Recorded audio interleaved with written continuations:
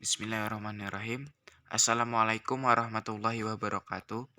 Perkenalkan, nama saya Muhammad Jason Abiawira Putra Pratama dari kelas 11 IPA 1 dengan nomor absen 25. Dan PPT ini atau penjelasan ini dibuat pada hari Jumat tanggal 18 Februari tahun 2022. Di sini saya akan membahas peta konsep ekonomi, yaitu perpajakan dalam pembangunan ekonomi di Indonesia. Dengan subbab yaitu pengertian pajak, fungsi pajak, manfaat pajak, tarif pajak, perbedaan pajak dengan pungutan resmi lainnya, asas pemungutan pajak, jenis pajak, dan sistem pemungutan pajak di Indonesia. Sebelum kita memulai pada PPT-nya, PPT penjelasan, di sini akan saya menjelaskan secara peta konsep. Yang pertama yaitu adalah pengertian pajak. Menurut Undang-Undang Nomor 28 Tahun 2007 tentang Ketentuan Umum dan Tata Cara Perpajakan atau KLIP, pajak adalah kontribusi wajib kepada negara yang terhutang oleh orang pribadi atau badan yang bersifat memaksa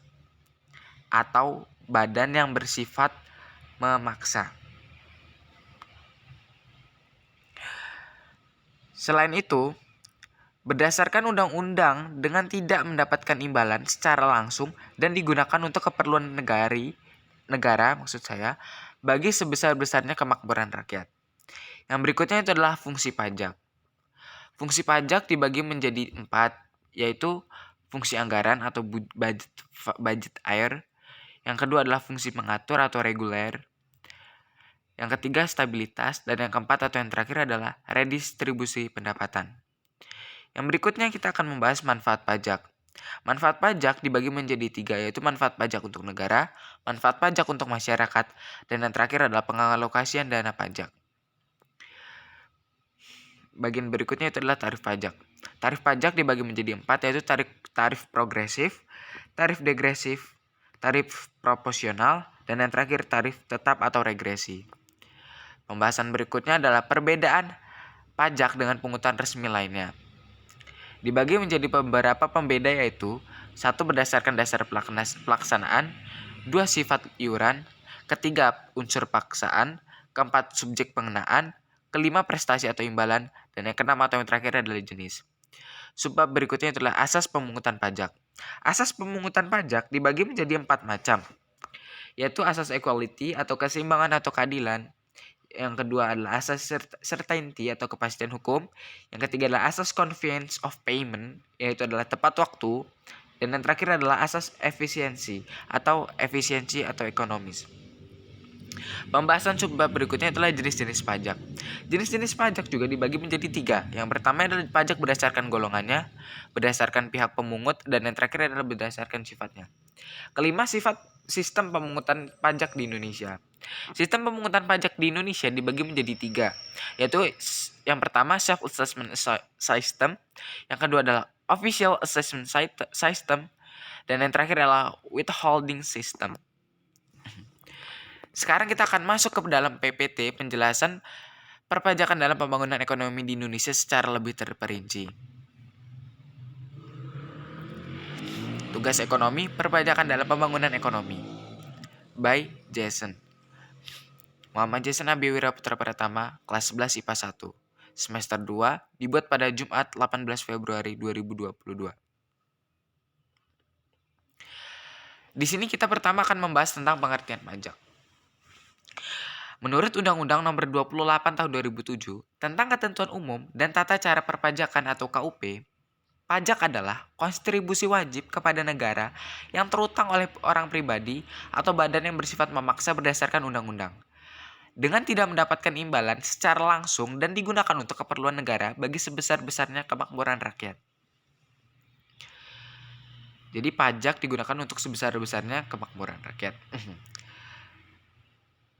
Penjelasan berikutnya adalah fungsi pajak. Fungsi pajak yang pertama adalah fungsi anggaran atau budget air. Pajak merupakan sumber pendapatan negara dan memiliki fungsi untuk membiayai pengeluaran-pengeluaran yang berkaitan dengan negara. Pada dasarnya, negara membutuhkan biaya untuk dapat menjalankan tugas rutin negara dan melaksanakan pembangunan. Biaya yang diperlukan negara ini dapat diperoleh melalui penerimaan pajak yang dibayarkan oleh warga negara yang terdaftar sebagai wajib pajak kepada negara.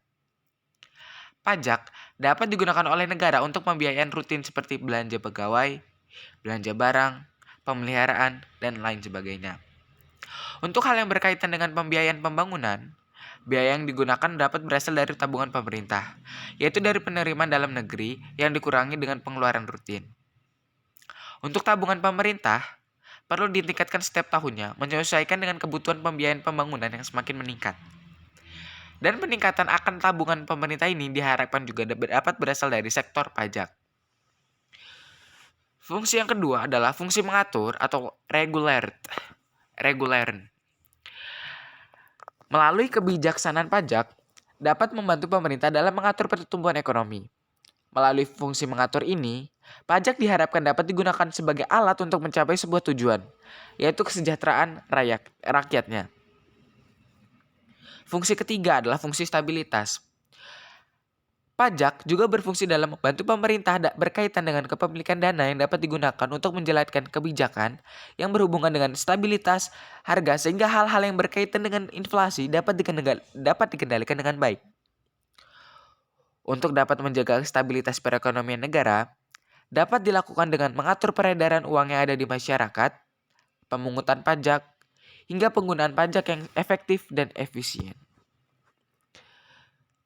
Dan fungsi pajak yang keempat yaitu adalah fungsi redistribusi pendapatan. Pajak yang telah dipungut oleh pemerintah atau negara nantinya akan digunakan untuk membiayai semua kepentingan umum. Termasuk ke dalamnya adalah membiayai pembangunan sehingga dapat membuka kesempatan kerja yang dapat dimanfaatkan oleh warga negaranya yang membutuhkan pekerjaan yang pada akhirnya berujung pada peningkatan pendapatan masyarakat. Bagian berikutnya itu adalah manfaat pajak. Manfaat pajak yang pertama yaitu adalah manfaat pajak untuk negara. Yaitu antara lain, pajak digunakan untuk pengeluaran negara yang bersifat self-liquidating, misalnya untuk pengeluaran proyek produktif. Kedua, pajak juga digunakan untuk pengeluaran reproduktif, seperti pengeluaran yang akan memberikan keuntungan dalam segi ekonomi bagi masyarakat, misalnya seperti pertanian dan lain-lain.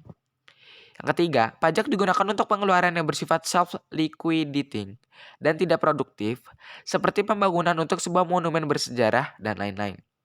Dan yang terakhir, pajak digunakan untuk pengeluaran yang bersifat tidak produktif, seperti digunakan untuk pembangunan anak yatim dan pertahanan negara. Yang kedua, manfaat pajak untuk masyarakat. Manfaat pajak untuk masyarakat yaitu, pajak digunakan untuk membangun infrastruktur seperti rumah sakit, jalanan, sekolah, dan fasilitas umum lainnya. Pajak digunakan untuk memberi subsidi bahan bakar minyak dan juga subsidi pangan. Pajak digunakan untuk menyediakan pelayanan transportasi umum. Dan yang keempat atau yang terakhir itulah pajak digunakan untuk melaksanakan hal-hal demokrasi, contohnya seperti pemilu.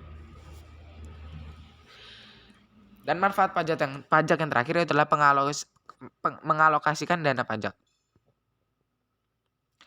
Adapun beberapa rincian pengalokasian dana pajak yang dilansir dari Kementerian Keuangan Republik Indonesia pada tahun 2018 yaitu meningkatkan akses dan kualitas pelayanan publik lewat implementasi e-government yang terintegrasi dengan 623 IP, modernisasi Command Center Komando Pertahanan Udara Nasional, mengembangkan fasilitas matra laut melalui pembangunan pos-pos pengamanan perbatasan, membangun LRT atau Light Rail Transit sepanjang 123 km, maksud saya. Membangun jalan baru sepanjang 832 km, membangun 92 unit embung baru dan juga 15 bendungan baru, membangun 15.373 meter jembatan baru, membangun 17 pelabuhan laut, membangun 8 bandara baru, dan yang terakhir menyediakan 70% satelit yang multifungsi. Pembahasan berikutnya itu adalah tarif pajak. Yang pertama, tarif progresif, di mana dalam tarif progresif, saat pemungutan pajaknya atas presentasi akan naik sebanding dengan jumlah dasar pengenaan pajaknya. Di Indonesia sendiri, jenis tarif pajak inilah yang diterapkan sebagai metode pengenaan pajak penghasilan orang pribadi. Tarif selengkapnya dapat dilihat pada tabel di samping. Lapisan penghasilan 0 sampai dengan 50 juta, tarif 5%. Lapisan lebih dari 50 juta sampai dengan 257 juta, tarifnya 15%. 250 juta sampai dengan 500 juta, tarifnya 25%. Dan yang terakhir lebih dari 500 juta, tarifnya 30%. Tarif degresif. Kebalikan dengan pajak progresif, presentasi pajak dengan tarif degresif yang dipungut akan lebih kecil saat dasar pengenaan pajaknya meningkat. Dengan kata lain, presentasi atas tarif pajak akan semakin rendah atau menurun ketika dasar pengenaan pajaknya semakin besar. Dalam praktiknya, perundang-undangan Indonesia tarif degresif tidak pernah diimplementasikan. Terdapat 3 jenis tarif degresif yang diberikan oleh besaran penurunan tarifnya. Pertama, tarif degresif proporsional yang presentasinya penurunnya selalu sama dan tidak terpengaruh oleh DPP. Kedua, tarif pajak degresif yang besaran penurunnya semakin kecil jika DPP meningkat. Terakhir, tarif pajak degresif progresif yang presentasi penurunan tarifnya meningkat seiring dengan meningkatnya DPP. Yang ketiga, tarif proporsional. Tidak seperti tarif progresif dan tarif degresif, tarif proporsional saat pemungutan pajaknya atas presentasinya akan tetap dan tidak terjadi perubahan terhadap keseluruhan dasar pengenaan pajaknya. Jadi, bisa dibilang bahwa sebesar apapun jumlah objek pajak yang dikenakan dalam pajak penghasilannya, presentasinya pun akan tetap sama. Dalam hal ini, contohnya adalah adanya PPN sebesar 10% dan PPB sebesar 0,5% dari apapun objek pajaknya. Pembahasan berikutnya adalah perbedaan pajak dengan pungutan resmi lainnya. Pembeda yaitu adalah daftar pelaksanaan. Pajak dilakukan berdasarkan undang-undang untuk membiayai pengeluaran umum. Oleh karena itu, pajak merupakan salah satu sumber penerimaan negara. Sedangkan pungutan lainnya dilakukan berdasarkan jasa atau pelayanan dari pemerintah, baik secara langsung dan tidak langsung yang diterima oleh wajib pajak. Pembeda berikutnya adalah sifat iuran. Pajak merupakan iuran dengan imbalan yang tidak langsung dari negara. Sedangkan pungutan lainnya adalah iuran dengan imbalan yang langsung dari negara. Pembeda yang selanjutnya adalah unsur paksaan. Pajak adalah iuran dengan imbalan yang tidak langsung dari negara dan bersifat memaksa.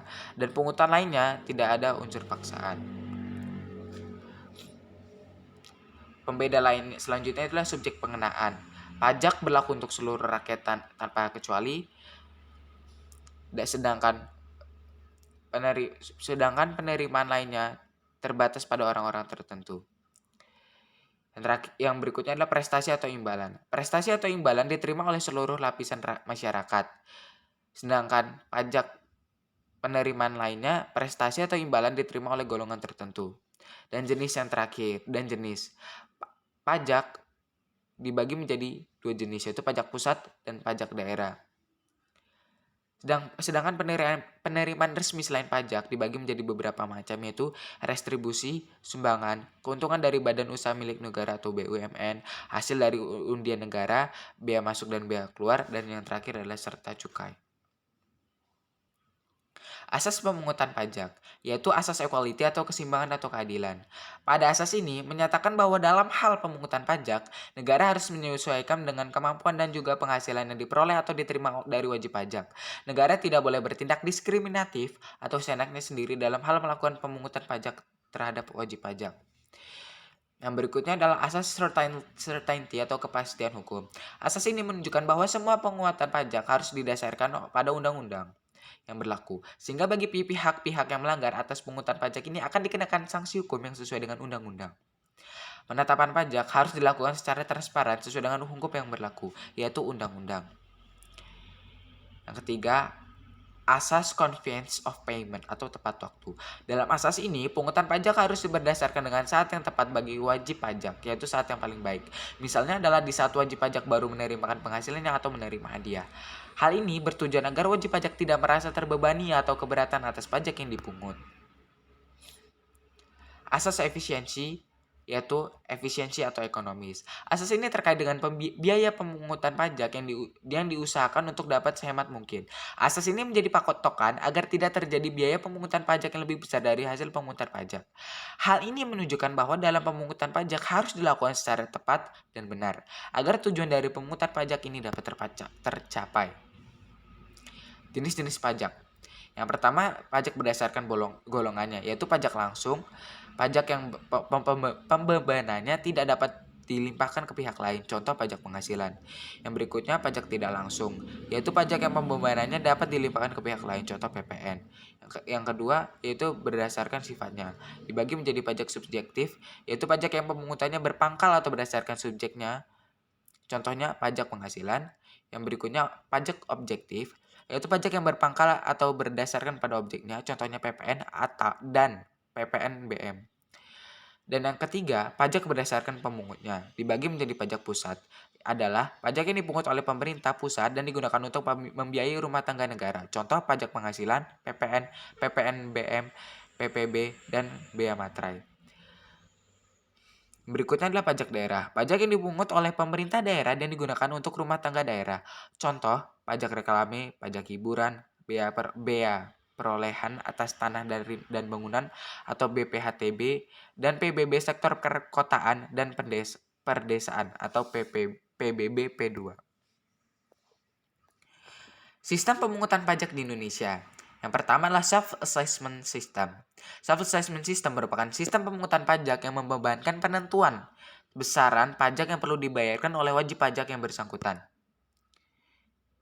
Yang kedua, Official Assessment System, yaitu merupakan sistem pemungutan pajak yang membebankan wewenang untuk menentukan besarnya pajak terutang pada fiskus atau aparat perpajakan sebagai pemungut pajak. Dan yang terakhir atau yang ketiga adalah Withholding System. Pada withholding system, besarnya pajak dihitung oleh pihak ketiga yang bukan wajib pajak dan bukan juga aparat pajak atau fiskus. Terima kasih, semoga bermanfaat. Bye JSN 2022. Terima kasih telah menonton sedikit penjelasan saya tentang pajak dari materi perpajakan ekonomi kelas 11, yaitu kelas 11 IPA 1 semester 2 SMA Negeri 1 Terbanggi Besar, Lampung Tengah, Lampung. Saya Muhammad Jason ingin meminta maaf kepada penonton apabila saya ada pengucapan kata atau kata-kata saya yang kurang berkenan di hati kalian atau di hati penonton, dan kepada Allah Subhanahu wa taala saya mohon ampun. Terima kasih telah menonton. Wassalamualaikum warahmatullahi wabarakatuh.